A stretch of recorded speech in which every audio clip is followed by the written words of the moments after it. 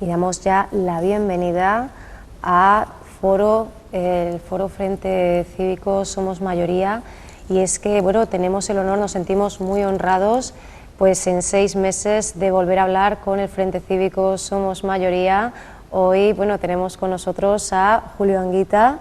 Julio, bienvenido de nuevo, de verdad un placer, un privilegio poder volver a charlar con usted. También nos acompaña Pedro Antúnez, miembro del Frente Cívico Somos Mayoría, y Juan García, también miembro de este Frente Cívico. Bueno, como decíamos, pues casi un semestre desde aquella ocasión en la que pudimos hablar con Julio, que bueno, no necesita presentación, pero nosotros por supuesto la vamos a hacer, alcalde de Córdoba en las primeras elecciones municipales de la democracia, excoordinador general de Izquierda Unida, también portavoz y diputado de este grupo parlamentario en el Congreso y asimismo exsecretario general del Partido Comunista de España. Y bueno, impulsor, él se postulaba en Sabadell como referente público de un movimiento social amplio que tuviese por objetivo cambiar el estado de las cosas. El próximo fin de semana, el viernes concretamente, el sábado, tendrá lugar esta asamblea provincial en la Facultad de Ciencias del Trabajo en Relaciones Laborales a partir de las 10 de la mañana. Tendremos ocasión de asistir a este encuentro y como han pasado ya 6 meses, quizás sea el momento de hacer balance, ¿no? No sé por dónde podemos empezar. Pues usted pregunte y contestamos. Muy bien. Bueno, pues como hoy tenemos nuestro sofá rojo, como decía Julio, estamos en el sofá rojo muy completo, ¿verdad? Muy cargado de ideas, de proyectos. Empezamos, bueno, preguntándole, Julio, pues bueno, ¿cómo analiza usted estos meses escuchando la hierba, como decía Karl Marx, que debía hacer cualquier político del pueblo, y como decía usted mismo, sin doblar nunca la rodilla? ¿Cómo se mantiene ese equilibrio difícil entre la calma y la tensión? Como decía usted hace un momentito antes de comenzar la entrevista, tantísimo trabajo que diera la sensación de que nos vimos pues hace casi un año, ¿no? Lo que ocurre es que la situación es tan grave, tan de excepción, en donde están fallando todos los mecanismos, donde desde las imputaciones de los jueces a las más altas magistraturas del Estado, desde la corrupción que anida en todas partes y en todos los lugares, a una situación de precario de la población española, de parados, de marginados. Es tan grave la situación que para poderle meter mano hay que ir despacio. Esto es un contrasentido, porque no es una cuestión de convocar unas elecciones, es una cuestión de que la inmensa mayoría se dé cuenta de que tiene que dejar la pasividad y erigirse en un contrapoder. Y cuando digo contrapoder quiero decir que eche la fuerza, porque en política la fuerza democrática es lo que vale.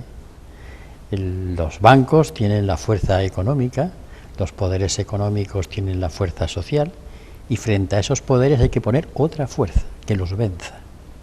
Ahora bien, organizar esa fuerza tan heterogénea de esa mayoría, donde no todos somos lo mismo, hay diferencias ideológicas, diferencias políticas, ahormar eso cuesta trabajo. Es como hacer una masa que necesita mucho cariño, mucho tesón, mucho esfuerzo, pero en eso estamos, con mucha paciencia. Con mucha paciencia, y esto pues me viene muy bien porque estaba pensando en esa urgencia mediática a la que usted mismo había hecho referencia en alguna ocasión, sobre todo referida al foro, ¿no? Al Frente Cívico, a Somos Mayoría, a esta organización y a su desarrollo. ¿Se ha superado ya esa urgencia mediática, esa necesidad de trabajar con ritmo y de trabajar bien? Vamos a ver. Estamos todavía en la fase de organización. Hemos avanzado muchísimo. Sí. Hemos tenido ya 2 reuniones, hemos creado una dirección. Vamos a finales de junio a ir a la Asamblea Constituyente, lo cual implica ya que estaremos legalizados, porque nuestros estatutos están en el Ministerio de Interior, a punto de ser legalizados. Pero entonces el trabajo tiene que continuar. Entonces es tranquilamente, pero con firmeza. Y repito esto muchas veces a la gente que tiene tantas urgencias, tanta gente que echan a la calle que los dejan sin casa, tanta gente que está en paro, que están viviendo en condiciones precarias, necesita urgentemente que le den una solución. Y entonces dice, no, organizaros y crear la fuerza que imponga una nueva situación. Este es el contrasentido. Por tanto, por una parte, está el trabajo de los compañeros, que es constante, permanente, sin ninguna contrapartida, poniendo incluso dinero, poniendo incluso dinero para poder trabajar en todo esto. Y por otra parte, ese trabajo, pero también desde el reposo que da el ir concibiendo las cosas con serenidad.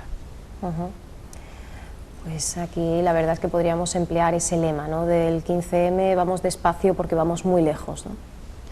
Evidentemente, ir despacio significa organizarse, esto es clave. Y además quiero repetir, aparte de lo que digan los compañeros, yo tengo una idea en esto fija. El Frente Cívico tiene que ser una fuerza que imponga un cambio en el país. Y utilizo las expresiones duras, netas, radicales. Mire, una cosa es el gobierno y otra cosa es el poder. El gobierno lo tiene don Mariano Rajoy, el poder lo tiene el Banco de Santander y el Banco de Bilbao Vizcaya y los demás poderes económicos. Y nosotros buscamos el enfrentamiento con el poder, con el auténtico dueño, no con el casero ni con el capataz, que si se pone en medio, bueno, también nos enfrentaremos. Eso significa un cambio de mentalidad, que la gente se preocupe, porque si no, no hay solución, si no cambiamos el poder. En esa tesitura estamos. Efectivamente, podemos hacer ese símil, ¿no? Hablábamos de esa persona que tenta, que tiene el poder sin tener el poder legítimo, y podemos hablar de la figura de Emilio Botín, por ejemplo, pero lo vamos a trasladar, si le parece, lo extrapolo a ese poder que debe volver al pueblo, que según usted ha comentado en alguna ocasión, pues la Constitución otorga a los partidos y no a los ciudadanos.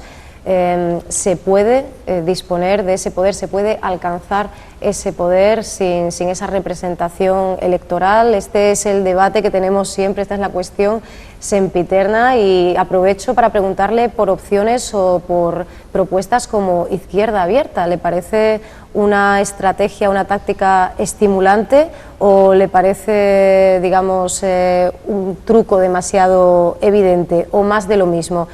¿Le parece una alternancia o una alternativa?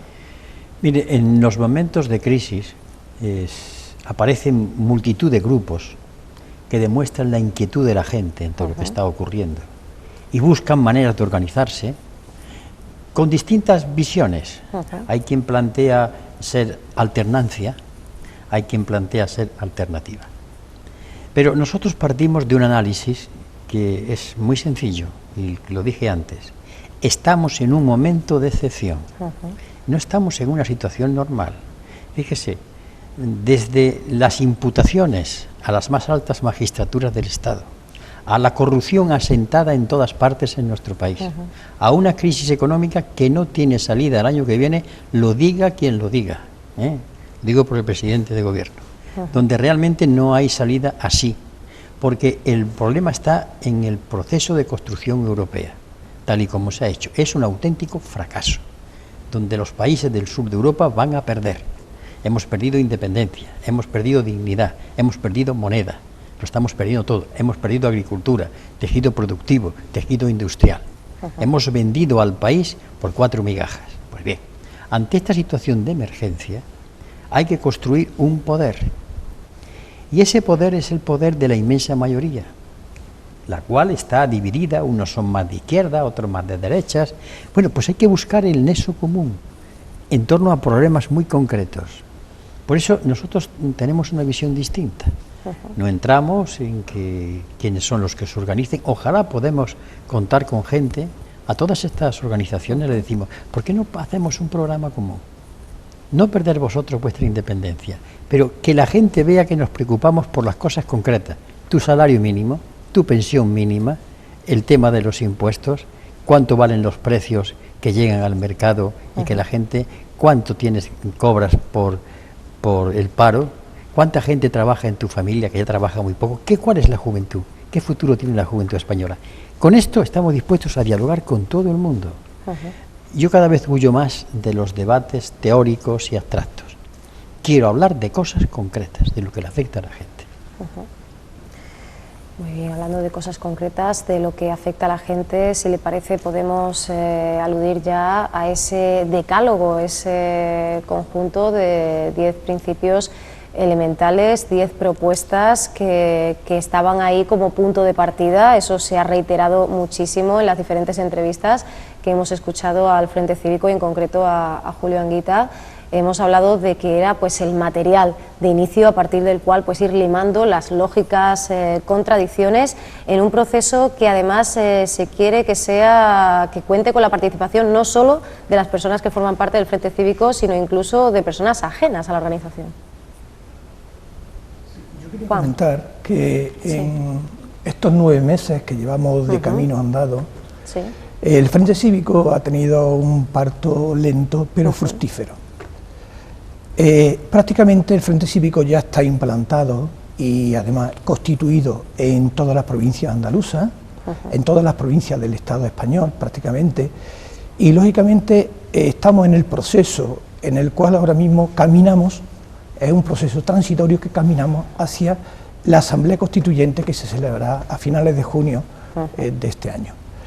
En estos momentos tenemos como órgano colegiado, órgano representativo, lo que es una comisión gestora, que es la que está funcionando ahora mismo de forma democrática y elegida por las diferentes provincias, con personas elegidas por Julio y personas componentes del colectivo Prometeo, que fueron los que realmente Julio le dio la potestad, la autoridad para poner en marcha todo el Frente Cívico. Y en estos momentos están funcionando también una mesa técnica donde a través de 4 comisiones de trabajo, 4 comisiones, una organización, programas, comunicación y relaciones con la sociedad, están poniendo en marcha todo el proceso. Por tanto, se están elaborando muchísimos documentos, ¿verdad? Pero además esta mesa técnica y la comisión gestora no olvida que estamos en una sociedad en crisis, una sociedad muy difícil, como dice Julio, una sociedad donde la situación es muy complicada y una situación de emergencia, y por tanto estamos en contacto con otros colectivos sociales, estamos en contacto con las mesas de convergencia, estamos en contacto con el 15M, estamos en contacto con otros colectivos y estamos también apoyando iniciativas que hacen otros colectivos, aparte de las iniciativas que tenemos nosotros como Frente Cívico, somos mayoría, ¿verdad?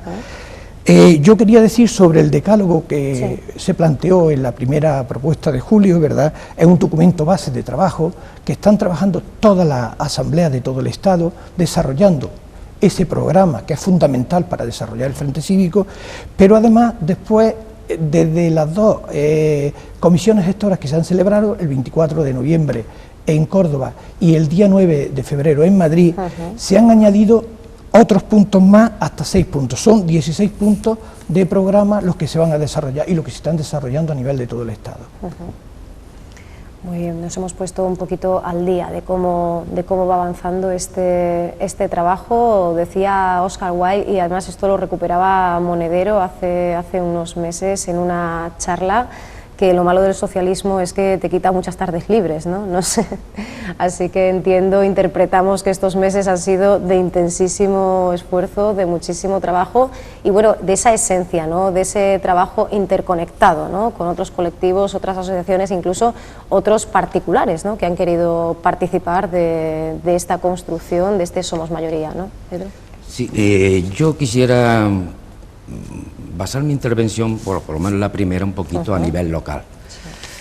Bueno, nivel local, nivel de provincia, por conocer un poco la situación también del Frente Cívico. Bueno, también habría que hacer referencia también a que, como Juan antes y Julio, desde junio del año pasado, comenzó la andadura del Frente Cívico, bueno, decir que los adscritos al Frente Cívico pues están alrededor ya de, o superan incluso los 30.000 compañeros, eso a nivel nacional, pero a nivel local podemos decir que estamos también por encima de los 1.200. Yo creo que estos datos son los que nos hacen que nos sintamos pues bastante ilusionados en el proyecto.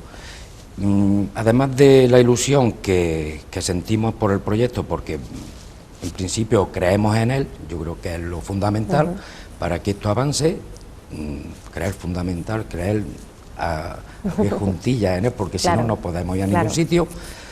Pues sí, una otra cosa, que es la degradación, y la degradación galopante en que está ocurriendo en nuestra sociedad. Julio daba unos datos, pero yo me voy a centrar un poquito más, como he dicho, a nivel de nuestra ciudad. Los últimos datos, y lo digo para que quizás nuestros vecinos, nuestros ciudadanos, nuestros conciudadanos, yo creo que tienen que, ya de hecho la tienen, ¿no?, conciencia de la situación, pero yo creo que deben de hacer un esfuerzo, deben de reflexionar aún más de en qué situación estamos. Ahora mismo la población activa de Córdoba son 160.000 personas aproximadamente, de las cuales 50.000 están en paro. Es algo atroz, algo bestial. Con lo cual tenemos una población de derecho de 328.000 personas. Si tenemos 50.000 en paro, estamos por encima del 25, rondando el 26%. Esto, claro, esto hace un daño tan grande a nuestra sociedad, a nuestros vecinos, que se ve directamente afectado. Por eso luego tenemos el problema de los desahucios. Claro, y habría que tener un dato también, yo creo que hay que reflejarlo y no olvidarlo nunca. En el año 2009 se producían aproximadamente, y esto a nivel nacional, 30.000 desahucios. Estamos en el año 2012 superando los 100.000 desahucios.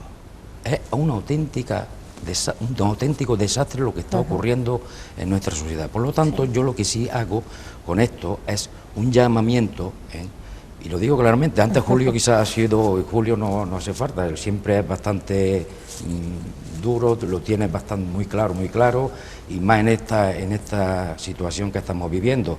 Por lo tanto, yo, siguiendo un poco su línea, yo llamaría incluso a la reverdía, yo llamo a la rebelión.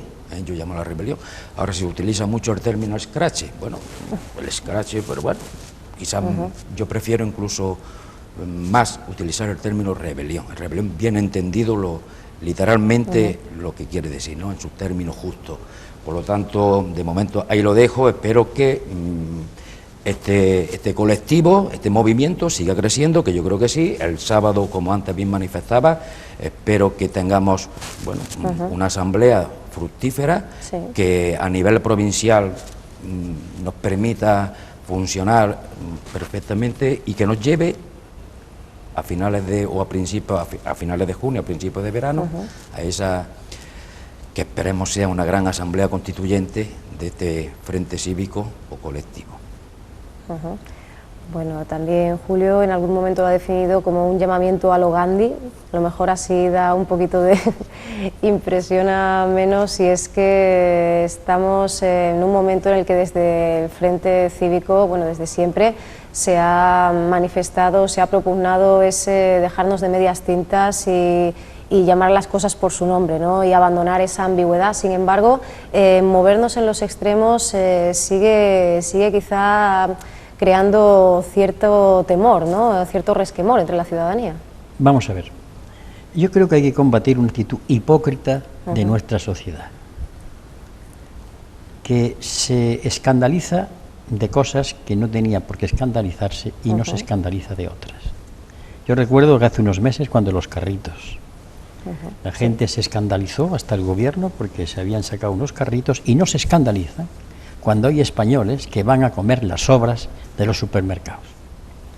Se escandalizan por esto que llaman escrache, porque se va a las casas de los diputados. Y es curioso, una sociedad que ha parido el cobrador del frac, que eso es también una propia agresión, pero eso está legalizado. Y sin embargo no se escandalizan de que la gente la pongan en la calle. Entonces, cuando una sociedad se escandaliza del escrache y no de que haya gente que se queda sin casa, es una sociedad hipócrita, que vive de la mentira, y hay que decírselo en la cara, porque si no estaremos siendo cómplices de todo lo que está pasando en nuestro pueblo. Los señores diputados representan a fuerzas políticas y han sido votados, son los representantes del pueblo, eso está clarísimo. Pero en el sueldo está el tener que atenerse a lo que hacen. Naturalmente yo estoy en contra de la violencia, estoy en contra de los ataques, pero digo que de alguna manera hay que decírselo. Sobre todo cuando vemos que cuando dicen, no, preséntense ustedes a las elecciones con esa untuosidad de gente que está muy distante de lo que está ocurriendo. Cuando se reúne 1,5 millones de firmas de españoles, que cuesta reunirlas, para hacer una iniciativa legislativa popular, y llega un partido y dice, no, ahora vamos a cambiarlo, es una falta de respeto, es una manera de ser tan antidemocrática que repugna, y utilizo la palabra repugnar.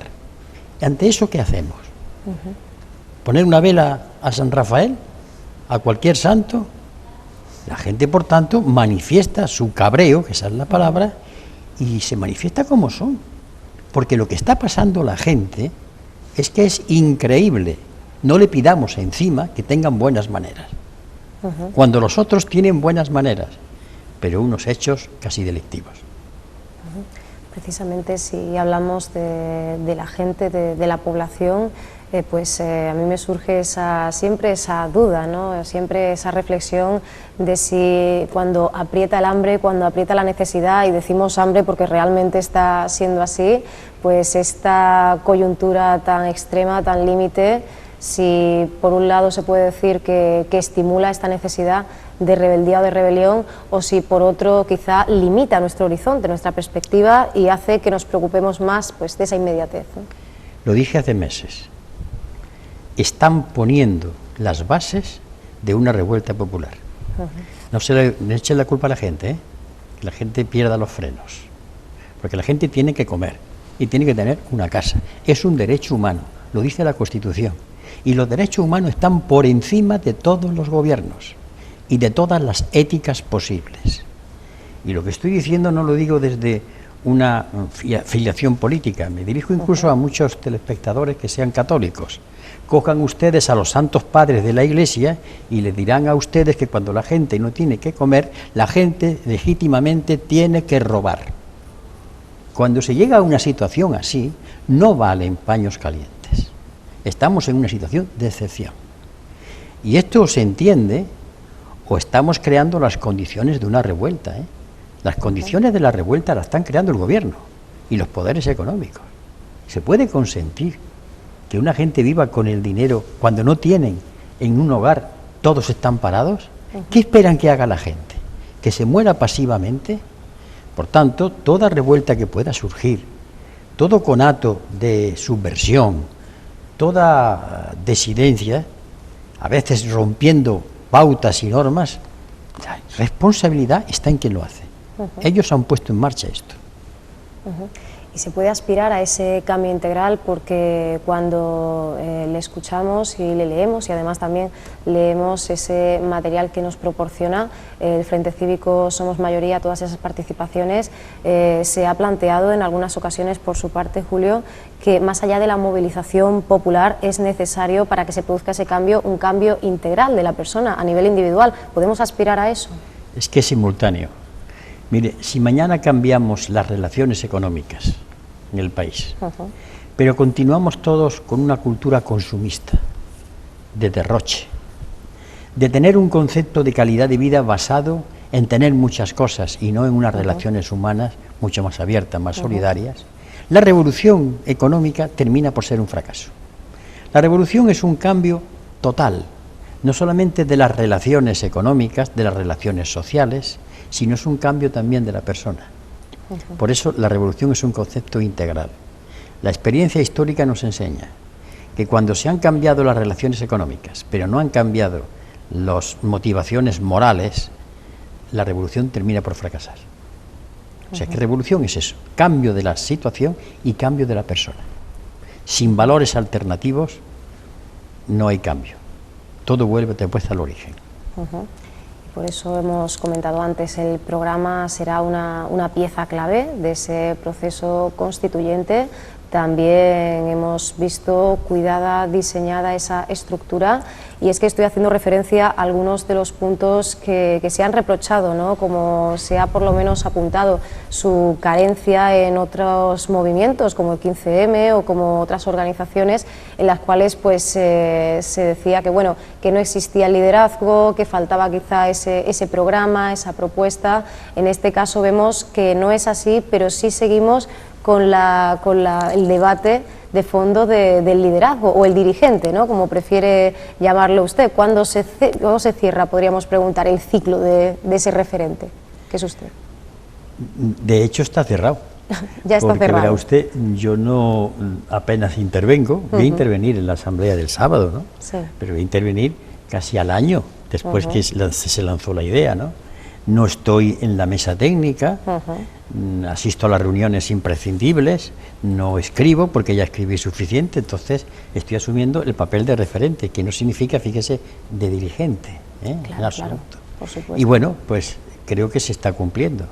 ¿Por qué? Porque lo que se buscaba simplemente era que alguien hiciese una convocatoria que tuviese cierto eco en la población, pero a partir de ahí es la gente, porque cuando un movimiento o un país necesita de líderes, eso va al fracaso.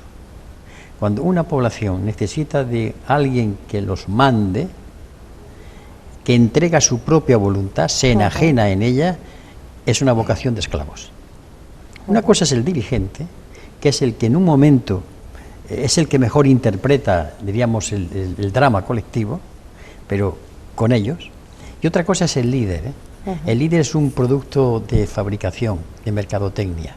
4 reportajes, 4 aparatos de televisión. Eso es lo que la gente tiene que entender, que hacen falta dirigentes. Pero dirigentes son ellos mismos, que buscan a una persona que en un momento determinado los represente. Pero el drama colectivo lo lleva la gente. Cuando la gente dice, aquí hace falta un individuo que tenga, usted lo sabe, ¿no?, pues un par de riñones, ¿no? La gente está pidiendo el yugo, se lo está unciendo, tiene vocación de esclavos, porque busca entregarle al poder a uno que los machaque. Bueno, entonces, en cuanto al trabajo, Juan, nos querías comentar algo. Decimos que esa etapa como referente ya se ha cerrado, pero lo sigue siendo ese impulsor, esa figura en torno a la cual pues se creaba ese frente cívico, y desde luego para la ciudadanía, como decimos, ¿no?, pues sigue siendo el referente a su pesar, aunque ya no esté en esa mesa técnica y aunque ya no lo esté, digamos, desarrollando, no lo esté ejerciendo realmente, pero desde luego, como decimos, esa presencia sigue estando ahí, es tremendamente importante, y por eso le quería preguntar, antes de hablar con Juan Julio, por eso le quería precisamente preguntar por cómo ha vivido entonces, ya que ese periplo, ese periodo se ha cerrado entre esa presión, esa creencia en el proyecto. En alguna entrevista le he leído que podría quizá hasta, bueno, a lo mejor 5 años más de función en esto de la política, si no en primera línea, pero como decimos, cambiando de trinchera, pero nunca de guerra, ¿no?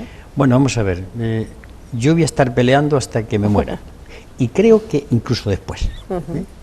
Es decir, no me resigno, no aguanto, no lo soporto, por tanto creo que hay que ser rebelde hasta después de la muerte. Pero lo que yo me he fijado es unos años, teniendo en cuenta los que tengo ahora, para decir, bueno, pues ya voy a seguir trabajando en otro ámbito. Esto ha sido ya lo último que más o menos ha podido hacer uno, y además en este nivel de ir desapareciendo poco a poco, ¿no?, y estar trabajando con los demás compañeros. Pero seguiré después, más tranquilo en mi casa, escribiendo, interviniendo, repito, peleando. Hay algo que me gustaría transmitirle a los ciudadanos. Aquí mis compañeros han hablado de rebeldía, con causa. Hay que ser rebeldes. Sin rebeldía no existen pueblos, existen rebaños de gentes que necesitan y piden un pastor. Yo no quiero ser rebaño. Juan, ¿querías intervenir? Sí, quería decir 2 cosas importantes. Por una parte, ¿qué pretendemos dentro del Frente Cívico Somos Mayoría? Es muy importante. Como ya Julio ha comentado, lo que pretendemos es constituir una mayoría social que sea un referente de poder ciudadano, que sea capaz de cambiar totalmente la estructura del país, ¿verdad? Por tanto, cambiar la difícil situación que están viviendo millones y millones de ciudadanos, que están sintiendo en sus carnes el paro, el desahucio, ¿verdad? Pues todo el tema de la inmigración de los jóvenes que se tienen que marchar fuera de España buscando un futuro que en España se les niega, ese 50 y tantos % de jóvenes que están ahora mismo en paro, algo tremendo para una sociedad, porque es una sociedad sin futuro. Si los jóvenes realmente no encuentran trabajo en nuestra sociedad y tienen que marchar fuera, hemos perdido a esos jóvenes que hemos formado nosotros en nuestras universidades con dinero público, realmente se están beneficiando países extranjeros. Por tanto, tenemos que cambiar esta situación tan dura. Por una parte, conseguir esa mayoría, y la segunda parte es elaborar un programa colectivo a nivel de todo el Estado, ya se está trabajando, todas las asambleas, que sea un programa concreto, aplicable, perfectamente factible, desarrollable y legal, elaborado entre todos, colectivamente, ¿verdad? Y planteando una alternativa fundamentada a la difícil situación que vivimos, ¿verdad? Por tanto, eso es lo fundamental, que realmente seamos capaces de plantear un contrapoder con un programa concreto, aplicable, que realmente pueda resolver los problemas que tenemos ahora mismo planteados, ¿no? Yo creo que eso es fundamental. Y por otra parte quería también comentar un poco el tema del programa, que bueno, los 16 puntos que hemos ya elaborado del programa son la base de funcionamiento ahora mismo de todas las asambleas, son las que están trabajando, aparte de trabajar también pues en colaboración con otros colectivos sociales para plantear acciones en la sociedad. Aparte de eso, yo quería comentar un poco, por ejemplo, una de las cosas importantes, que se pide un salario mínimo interprofesional que sea de 1.000 euros. Eso es algo perfectamente factible, porque además la Comunidad Europea tiene una normativa que dice que el 60% del salario mínimo de un país se lo tiene que dedicar al salario mínimo interprofesional. Nosotros estaríamos por encima de esos 1.000 euros que pedimos, según la Comisión Europea, ¿de acuerdo? Después, otra cosa, ninguna pensión por debajo del salario mínimo, eso es fundamental, ¿verdad? Pues otra cosa es extender y ampliar todo el tema del desempleo, para conseguir que por lo menos haya una renta básica que los ciudadanos puedan vivir, por lo menos, si no, por lo menos dignamente, ¿verdad? Hoy estamos con 2 millones de familias que no tienen ningún ingreso, por tanto en la más absoluta pobreza, ¿verdad? Tenemos también que exigir una reforma fiscal, que sea una reforma fiscal progresiva, que acabe con el fraude fiscal, con el dinero negro, con los paraísos fiscales. Y eso, aquí se pueden conseguir dinero suficiente, además lo dicen los inspectores, los propios inspectores de Hacienda, para que nosotros no tuviéramos la deuda que tenemos, ¿verdad? Este es un tema que habría que afrontar de forma inmediata. Elaborar una reforma fiscal progresiva y además acabar con el fraude fiscal, ¿verdad? Una banca pública, ya tenemos banca pública, sí que tenemos, Bankia está nacionalizada y muchas cada hora están nacionalizadas. Lo que hay que poner es esa banca pública al servicio de los ciudadanos, al servicio de las pequeñas y medianas empresas, con esto que ellos puedan disponer de los fondos suficientes para desarrollar una economía productiva. Nacionalización de los sectores estratégicos, estamos hablando pues todo el tema de las eléctricas, todo el tema de ferrocarriles, de estructura viaria, etcétera, ¿verdad? El control, desarrollo y control de los canales de distribución, lo ha dicho antes Julio, ¿verdad? Eso es muy importante. Una cosa importante, la efectiva separación de la Iglesia y el Estado. Según organizaciones laicas, Europa Laica, la Iglesia recibió el año pasado, no solamente por dinero directo, sino además por exenciones y subvenciones fiscales, recibió en torno a 11.000 millones de euros. Es una auténtica barbaridad, es una auténtica barbaridad. Si somos un Estado confesional, tenemos que separar la Iglesia y el Estado, ¿verdad? Una reforma electoral que sea realmente un voto, un ciudadano, un voto, y por tanto todos los votos tengan la misma fuerza para elegir a sus diputados. Tenemos una ley electoral, la ley 2, que está castigando a las minorías, ¿verdad?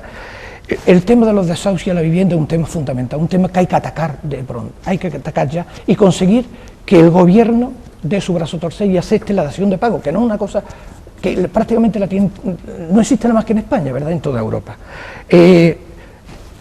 Reivindicar también que hagamos un análisis de lo que ha pasado desde Maastricht para acá, ¿verdad?, y ver qué tipo de Europa queremos y no la Europa que tenemos ahora mismo, que es la Europa de los mercaderes.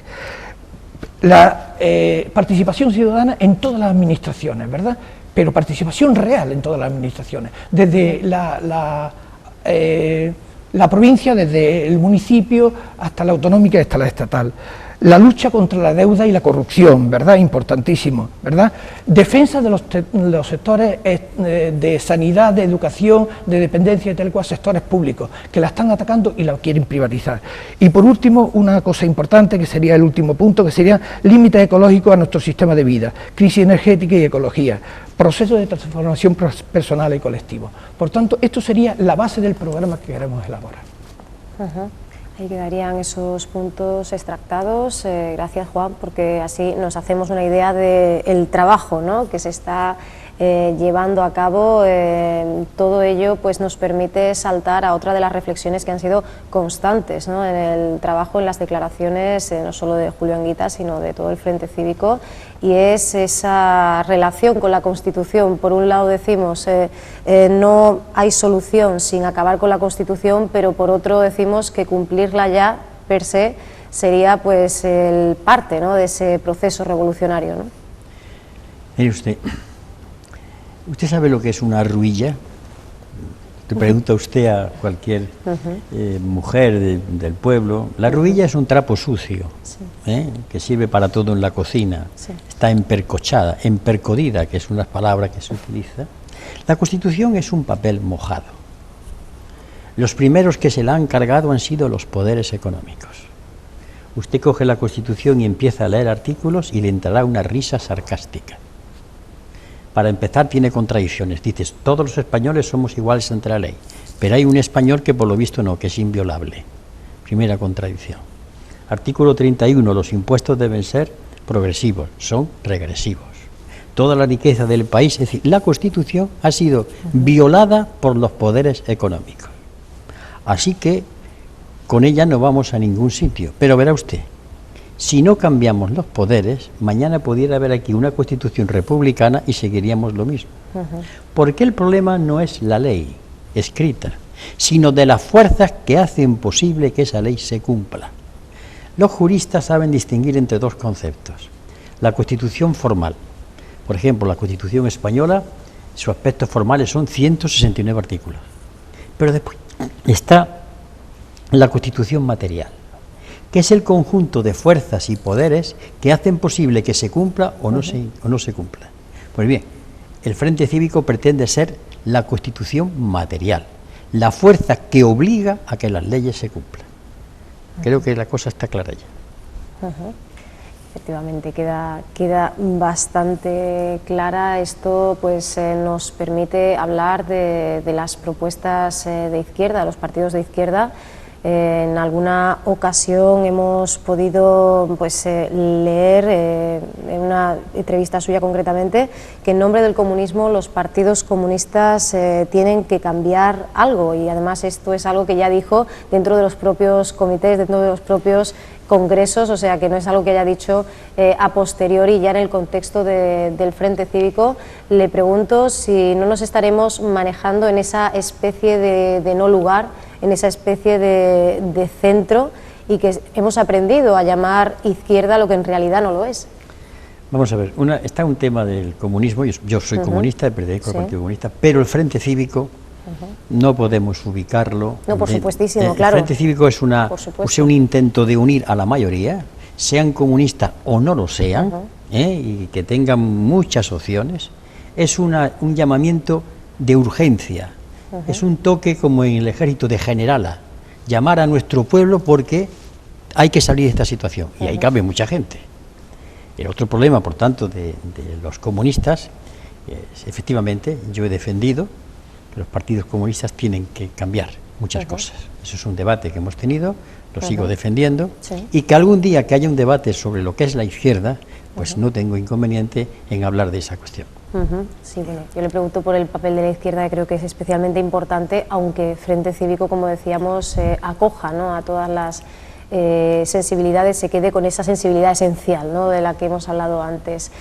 Sí quiero hablar, hablando de papeles, de la función, precisamente, además por lo que a nosotros atañe, lo que a nosotros respecta, de los medios de comunicación. En algún momento se ha hablado de un silencio cómplice, y de hecho hace muy poco conocíamos que El País censuraba un artículo de Juan Torres, que además pertenece al Frente Cívico Somos Mayoría, y yo quería preguntarle pues qué opinión le merece en general el comportamiento de los medios en estos tiempos tan sumamente convulsos, porque aunque podamos hablar de décadas y décadas de corruptela, lo cierto es que yo creo que con la imputación de la infanta Cristina ayer tocábamos, no sé si techo o fondo.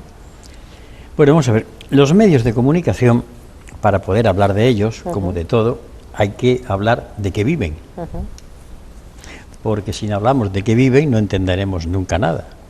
Y al hablar de qué viven, hay que hablar de unos accionistas, de unos poderes económicos, que tienen sus ideas. Todos sabemos que detrás de los grandes periódicos hay una ideología. El ABC es de derecha y monárquico. La razón, bueno, la razón es una cosa que está todavía más allá, tiene su ideología. El periódico El País representa un término medio de centro-derecha, más bien escorado a la derecha. Bien, quiero decir que los medios de comunicación viven del dinero que ingresan. Y en consecuencia, quieran o no quieran, se someten a quien tiene el dinero. Cuando, por ejemplo, un banco que le presta dinero a un medio de comunicación le dice, oye, como critiques a tal banco, a ti no te hacemos el préstamo. Por tanto, los medios de comunicación dicen que son independientes. Bueno, un poquito menos. Dependen, por tanto, de quien les da el dinero. Y quien les da el dinero, o los anunciantes. Así que la libertad absoluta no existe. Ahora, dentro de esa no libertad, podemos observar entonces cuántos profesionales hay que intentan dar la información. El País, naturalmente, como cualquier otro periódico, hay cosas que son intocables. Mire usted, ahora se está hablando del rey, pero yo vengo hablando del rey desde hace 20 y tantos años y no había nadie que me hiciese caso.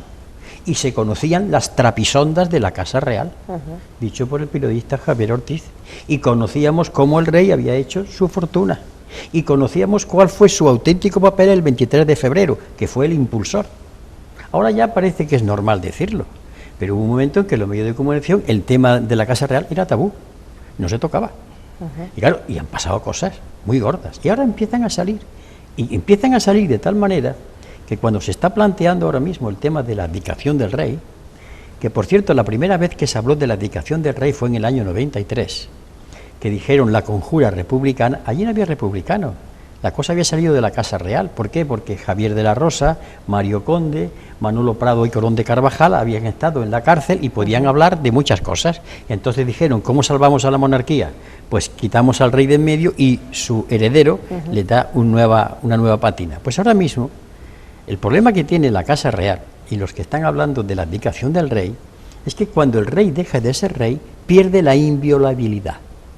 ¿Y sabe usted que perder la inviolabilidad significa que pudiera ser imputado de cualquier cosa? Este es el problema que tienen ellos se lo han buscado, claro. Pues ya que hablamos del rey, hablamos pues de algo que también es tremendamente importante y que para Frente Cívico pues considera una obligación, que es la memoria histórica y ese dinamitar consensos, ¿no? Por ejemplo, en relación a esto precisamente que comentábamos, ¿no? Pues bien al 23F o bien a la relación que tiene España con el franquismo. Esta revolución, este cambio pasa también, ¿no? por esta liberarnos de esta metafórica midriasis, podríamos decir, que tenemos con respecto a nuestro pasado. Mire usted, hay dos palabras, una cosa es consenso y otra contubernio. El consenso es un acuerdo entre personas distintas para llegar a una solución que satisfaga. Ese es el consenso. En España lo que ha habido ha sido contubernio, que es otra cosa. Ha sido como los poderes económicos del franquismo se metían en el Jordán, se bautizaban y seguían teniendo la influencia económica. Todo eso ha ido estallando. Los contubernios se forman a base de silencio, de trinques, de coimas, de subvenciones, de estafas, de corrupción, de poderes que imponen. Esto ha venido ocurriendo así, y de silencio. ¿Por qué? Porque en concreto la monarquía era el tabú que permitía mantener al edificio. Ahora, cuando ese edificio se está cayendo y a los poderes económicos de España ya no le interesan los poderes políticos, fíjese bien, los poderes económicos siempre han confiado en dos partidos, el PP y el PSOE. El PP ya sabemos cómo está, ¿no? Y el PSOE tampoco levanta cabeza. Los demás son más pequeñitos. Pues no le extrañe a usted que los poderes económicos busquen dentro de un tiempo una salida, porque son los que manejan los hilos.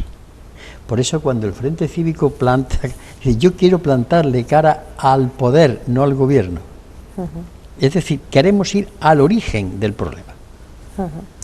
Y yendo al origen del problema, antes hemos hablado de Maastricht, antes hemos hablado de la construcción de Europa, en alguna entrevista le he escuchado, le he leído más bien, decir que se han cumplido, ¿no?, todos esos vaticinios, esos augurios que hacían hace ya muchos años, no solo usted, sino otros compañeros, sobre lo que iba a suceder con esa moneda única. Hace muy poco creo que era Pedro Montes, el economista Pedro Montes, quien analizaba esta necesaria y urgente salida del euro. ¿Es salir del euro o morir? ¿Merece la pena esta amputación, aunque conlleve la muerte del paciente? Vamos a ver. Usted habla de Maastricht, ¿no? Efectivamente hubo un conjunto de personas en Izquierda Unida que nos enfrentamos a Maastricht y a la moneda única. Pero no, como digo tantas veces, porque de pronto llegase una especie de Espíritu Santo y nos iluminase. Lo dramático es que era porque estudiábamos. Y lo que ha venido a llamarse clase política en España no estudia. Se deja guiar por los titulares de los periódicos y por lo que dicen sus jefes de fila. Que hay que votar, y votan. Entonces fuimos un conjunto de personas que estudiamos y nos dimos cuenta del tremendo disparate que era Maastricht. Se ha verificado. El tremendo disparate que era una moneda única tal como ha sido concebida, se está verificando. ¿Qué planteamos? Yo planteo, con Pedro Montes y otros compañeros, economistas, que hay que salirse. Mire, con el euro pueden pasar las siguientes cuestiones, o que nos echen a los chipriotas, a los griegos, a nosotros, que se vaya a Alemania, porque Alemania y nosotros en el euro no puede ser. En tercer lugar, que vayamos a una unión política, en donde haya un gobierno único y entonces el dinero vaya de unas poblaciones más ricas a las más pobres hasta equilibrar. O cuarto, que nos vayamos. ¿Va a ser fácil? No, va a ser difícil, muy difícil. Pero es que así vamos abocados a la muerte. No podemos tener una misma moneda común con Alemania. Es imposible. A no ser, eso sí, que formásemos un Estado único.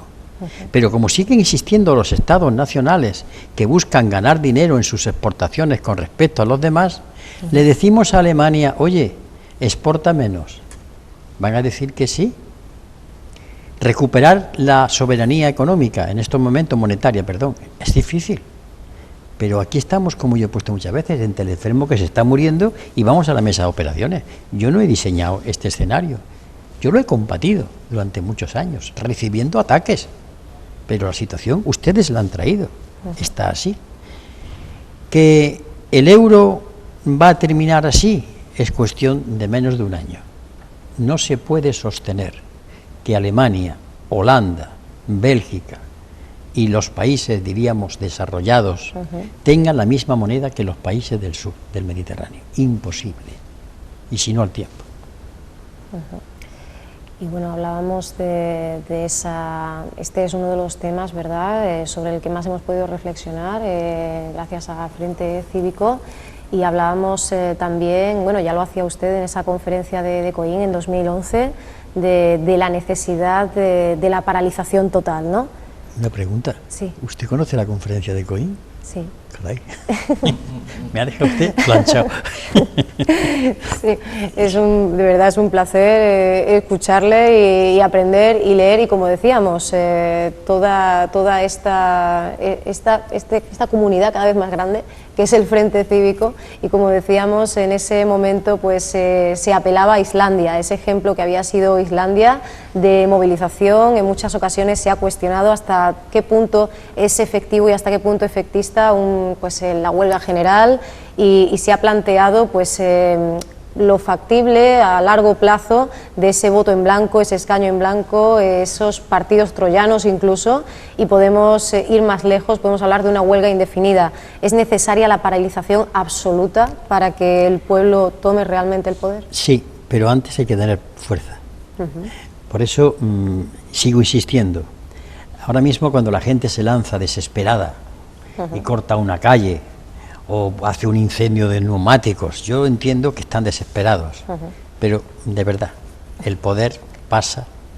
Ahora bien, cuando se tenga el poder, entonces vamos a la desobediencia civil. Las leyes no se cumplen, pues seremos mayoría. Por eso la preocupación nuestra es crear la fuerza y después la aplicamos. Por eso somos pacientes, porque si no estaríamos todos los días saltando por aquí y para allá, una manifestación, la otra, que en un momento nos satisface, ¿no?, porque estamos tan hartos, pero no. A un ejército se le enfrenta otro, eso hay que tener muy claro. Y nosotros, como no lo tenemos que tener la paciencia de organizarlo democráticamente y que la gente esté convencida. Y cuando esté convencida, si consigue, echaremos la fuerza. Creo que más claro no se puede hablar. Después de, bueno, las últimas noticias, teníamos ayer esa comparecencia de José Antonio Griñán, en la cual pues se disculpaba pero reiteraba la honradez de su equipo de gobierno. También estamos todavía, no solo con el caso del extesorero Bárcenas, sino también volviendo, más que ya de vuelta, con la trama Gürtel. Antes hemos hecho referencia a ese caso NOS. Estamos más cerca de este tipo de episodios o de pasajes, de alguna manera aceleran ese despertar de esa pereza mental a la que usted ha hecho referencia en muchas ocasiones, ese miedo a pensar que puede tener la ciudadanía o que puede haber tenido hasta ahora. Mire, usted me pone ahora mismo, sin tener que recurrir a mi archivo, hay una mesa con un papel y un lápiz y le pongo 50 casos de corrupción desde los años 80 y tanto hasta aquí. Sí, sí, hablamos partidos políticos que no han pagado la deuda que tenían y han sido perdonados por las cajas de ahorros, jueces que han delinquido y han sido condenados, otros que se han ido de rositas. Es decir, la transición ha venido marcada por la corrupción. ¿Es que en la época de Franco no había corrupción? Sí, lo que pasa es que nadie tenía valor de denunciarla, pero quiero decir que la corrupción habida en la época de Franco ha continuado, porque los agentes económicos que la practicaron entonces han continuado después bañados, repito, en el Jordán de la democracia. Puestos que se adjudican a dedo, un largo etcétera. ¿Qué está ocurriendo? Que la gente se está dando cuenta ya. Lo que ocurre es que también hay que hablar con la gente, claro. Miren ustedes, un Estado de Derecho está en contra de la corrupción, la grande y la pequeña. Ojo con la pequeña, porque la pequeña es la que crea la conciencia encanallada y encallecida, las dos cosas, para justificar la corrupción grande. Este es un intercambio, un cambio de valores, un cambio de personas. Porque claro, el dinero público, por ejemplo, es el más sagrado de los dineros. Y usar el dinero público hay que saber cómo se usa. No que se ha tirado aquí. Yo he visto en mi época de parlamentario en Andalucía, he visto restaurantes, y no porque yo fuera, sino porque iba a programas, programas de emisoras de radio, he visto tirar de Visa. He visto las tarjetas Visa cómo han ido funcionando. Y eso es un mundo muy, muy agradable, pero se estaba tirando con dinero del público. Bueno, esto ha habido aquí un descontrol tremendo. Pero un descontrol que, por tremendo que pareciera, era insignificante al lado del descontrol que había arriba. Donde los grandes delincuentes además han tenido premios, lazos, encomiendas y un reconocimiento de los poderes estatuidos. ¿Qué ocurre? Que después se van a la cárcel. ¿Por qué no recordamos aquí a Mario Conde, Javier de la Rosa, Manolo Prado y Colón de Carvajal y todos los demás? Es decir, si nos paramos a pensar lo que han sido estos años, vemos que han sido unos años de delincuencia. Lo que pasa es que, ¿sabe usted cuál es el problema? Que nos da miedo a tener memoria. Tenemos que olvidar la desmemoria, ¿no? Seguir esa paradoja. Cuando la gente no tiene memoria, repite la historia. Y se repite. Seguimos muy apegados a la actualidad. Desde Frente Cívicos se ha sido muy crítico con esa candidatura a Madrid 2020 y sobre todo con ese efecto bálsamo, ¿no?, que quizás se está queriendo que tenga en la ciudadanía. ¿Cree Julio que se está utilizando en este momento, además de máxima crisis, como esa mínima bajada en el número de parados que ya según algunos políticos pues es motivo de alegría y de celebración? ¿Cree que la candidatura a Madrid 2020 también se está instrumentalizando para de alguna manera que funcione como ese opio del pueblo al que se refería Schopenhauer o Marx? El mayor aeropuerto del mundo, no llegan el mayor hospital del mundo, después no se sostiene, no lo mantienen, ¿no? Somos un país que se deja llevar por las obras faraónicas. no quiero hablar de mi capital, de mi provincia, pero ¿por qué venimos hablando? A mí me han llegado a decir, hombre, Anguita, es que había que pedir aquí un aeropuerto internacional, es que yo lo he oído, para Córdoba, decir, pero vamos a ver, criatura, ¿quién va a venir aquí? Entonces creemos que por montar una gran obra va a acabar con el paro, y entonces hay que acabar con esa tontería. Hay que reconocer que somos un país que no está para derrochar, que somos un país donde podemos comer todos, vivir todos, pero no estamos para derrochar. Y que el derroche es simplemente un delito. Hay que vivir de otra manera para que vivan todos. Entonces hay que decirle a la población, miren ustedes, aquí no podemos tener unos grandes almacenes, vamos a vivir, hay que aprender a vivir de otra manera. Mire, si queremos que los 7.000 habitantes del planeta Tierra coman, porque tienen derecho, tenemos que vivir de otra manera. Comer nosotros, vestirnos y tener un techo, pero no podemos meternos en el derroche. Y eso hay que decírselo a la gente. Es que nos hemos acostumbrado, pues te desacostumbras, porque por encima de eso el que no come tiene que comer, y eso es más importante que tu coche o que tu chalet.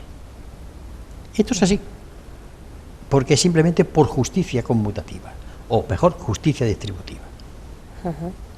Bueno, pues intentando escapar de ese estado de decepción, ¿verdad? Llamazares hablaba de un estado de decreto, también podemos hablar de un estado de decepción, que no de derecho, desde el punto de vista de Frente Cívico.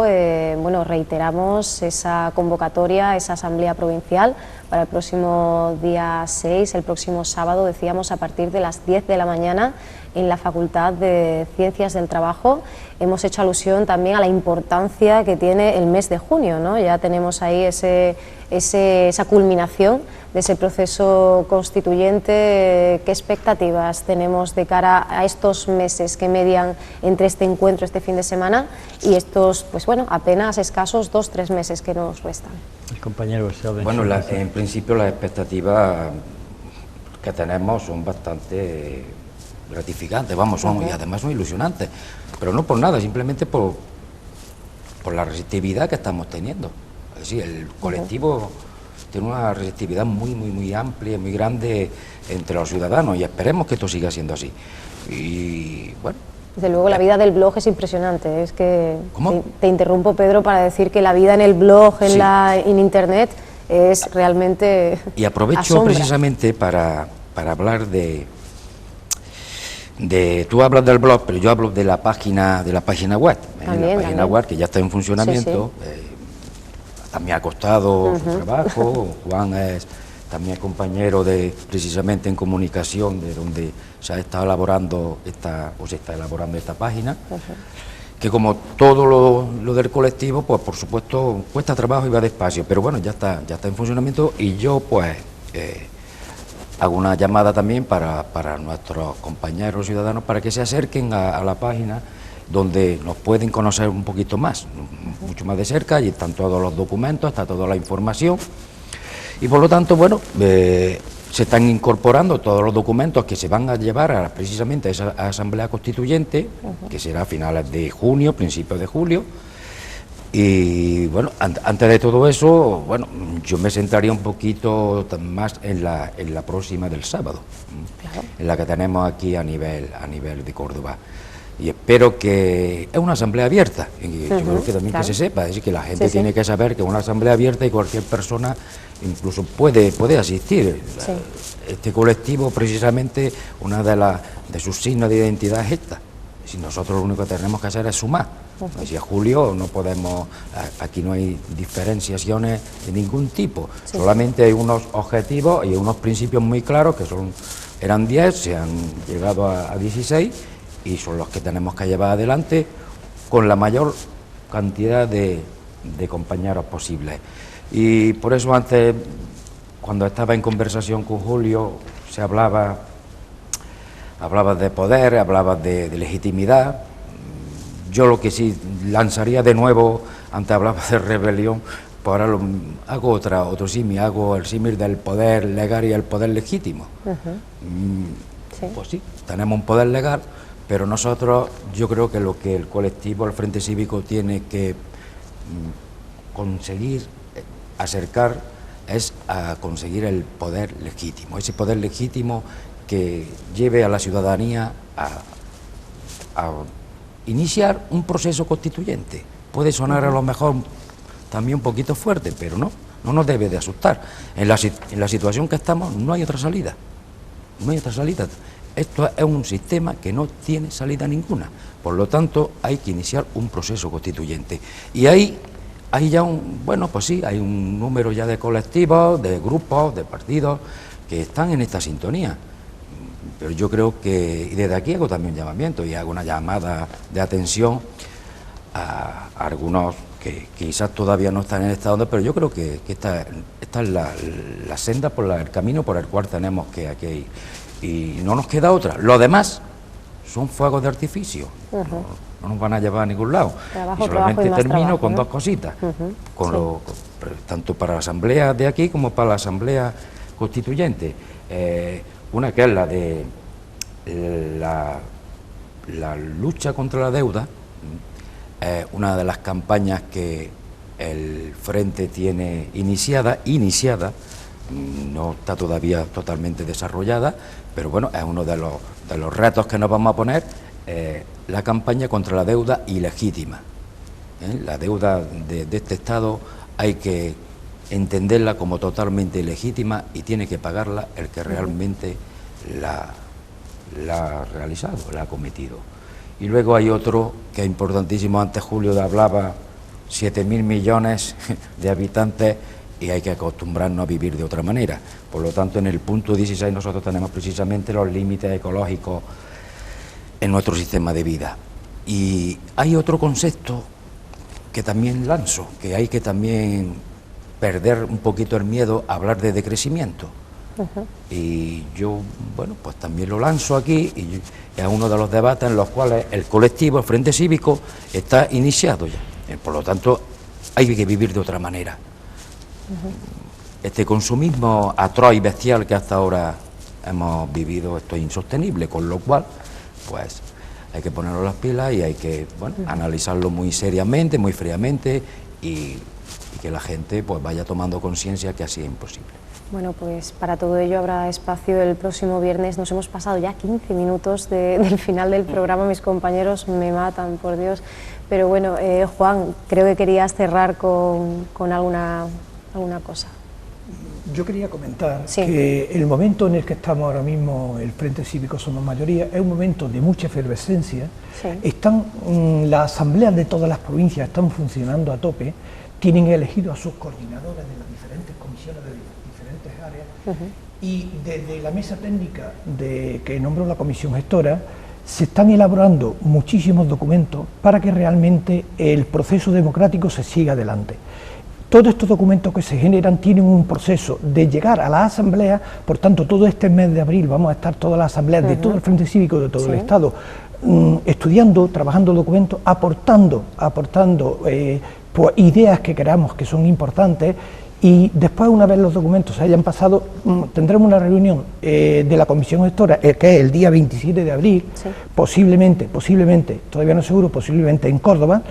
Ya estamos estudiando la posibilidad de que fuera en Córdoba y de nuevo esa comisión gestora aprobaría los documentos que volverían, si se modifican dentro de la comisión gestora, que volverían de nuevo a las asambleas. Por tanto, el proceso constituyente es un proceso totalmente democrático y son las asambleas las que están decidiendo en todo momento desde el desarrollo del programa, el desarrollo de la organización, la colaboración con colectivos sociales que están también en la lucha.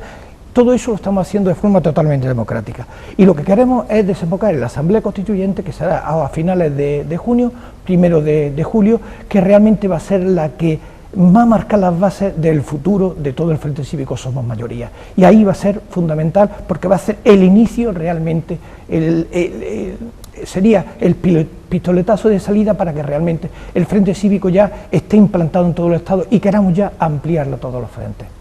Bueno, pues entonces invitamos a las personas que nos estén viendo a que acudan a esa mañana del sábado, ¿verdad?, día 6 de abril, como decíamos, esa asamblea provincial en la Facultad de Relaciones Laborales, allí junto a la Torre Malmuerta, En fin, bueno, decimos que ya ese es el pistoletazo de salida para esa recta final, ¿no?, de la que hablábamos, que culminará con ese cenit del proceso constituyente. Nos hemos quedado ya sin tiempo, está clarísimo que nos faltaban minutos, así que les emplazo para una próxima ocasión en la que podamos seguir hablando de cómo va avanzando, de cómo se va desarrollando este proceso, como decíamos, y les agradezco muchísimo a Juan García, a Pedro Antúnez y a Julio Anguita que nos hayan acompañado hoy, lamentando mucho pues haber tenido que parar esta entrevista, pero como decimos, nos pasamos ya 20 minutos de la hora, así que les pido mil disculpas, nos tenemos que ir ya. Muchísimas gracias por haber venido. Gracias a vosotros, muchas el gracias. acogimiento que normalmente nos dispensáis y esperemos que siga así.